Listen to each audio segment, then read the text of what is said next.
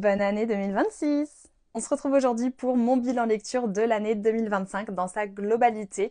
J'ai pris des petites notes ici parce que clairement je retiens pas tout. Et puis c'est parti, on démarre. Dans cette vidéo-là, je vais vous détailler un petit peu les genres de livres que j'ai lus, combien j'ai eu de 5 étoiles, etc. Je vais vous détailler un petit peu tout ça. Par contre, si vous voulez le détail exact de tous les livres que j'ai lus dans l'année, ça se passe sur YouTube. La vidéo sort ce dimanche 4 janvier. Du coup, cette année, j'ai lu 92 livres. J'en ai lu 25 en anglais, 67 en français. J'ai pu lire 13 services de presse, notamment avec le partenariat avec Adonia et quelques SP ponctuels chez Addictive. Au niveau des formats, j'ai lu 39 livres papier, 43 livres audio, puisque j'écoute en x2, ça va beaucoup plus vite, et 10 e-books. J'ai lu 60 romances, 14 dark romances et romances sombres, 4 romantésies, 3 romantiques suspense, 7 thrillers, 3 dystopies et un contemporain. Au niveau des notations, j'ai eu 12 coups de cœur, 12 5 étoiles sur 5, 37 4 étoiles sur 5, donc ça compte à chaque fois les 4,25, 4,5, 4,75, etc.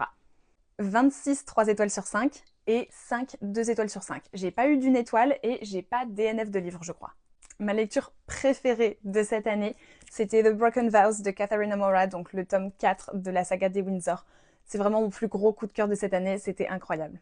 Ensuite, si je vous parle maintenant de mon top 5, j'ai évidemment du coup en top 1 The Broken Vows. En top 2, c'est Unfair tome 1 de Océane Ganem chez Plume du Web. C'était vraiment incroyable, c'est un de mes plus gros coups de cœur aussi. En top 3, j'ai Abyss tome 1 et tome 2 qui sont ex-aequo en coup de cœur de C.S. Quill chez Hugo Roman. Vraiment incroyable. En top 4, j'ai Caught Up d'Elise Stomford, donc le tome 3 de la saga des Windy City. C'était trop bien, le single dad, etc. Gros coup de cœur.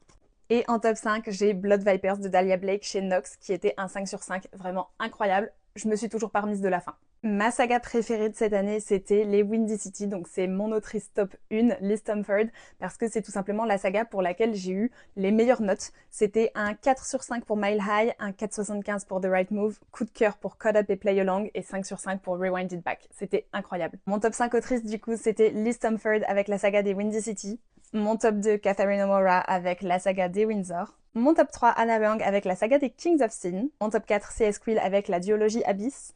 Et mon top 5, Dahlia Blake avec la trilogie des légendes. Et pour finir ce bilan, mon top 5 livres audio, c'était donc en top 1, Abyss de C.S. Quill, vraiment les 2 tomes, incroyables. King of Greed, donc le tome 3 de la saga des Kings of Sin de Anna Wang, Blood Vipers de Dahlia Blake chez Nox, en top 4, La femme de ménage de Freda McFadden, un petit classique, et en top 5, La dystopie du coup absolue de Margot de Seine. Voilà donc pour mon bilan lecture global de toute cette année 2025. Vous dites-moi quelles sont vos meilleures lectures de cette année, combien de livres vous avez réussi à lire, et est-ce que vous vous fixez un objectif pour l'année prochaine, et si oui, combien?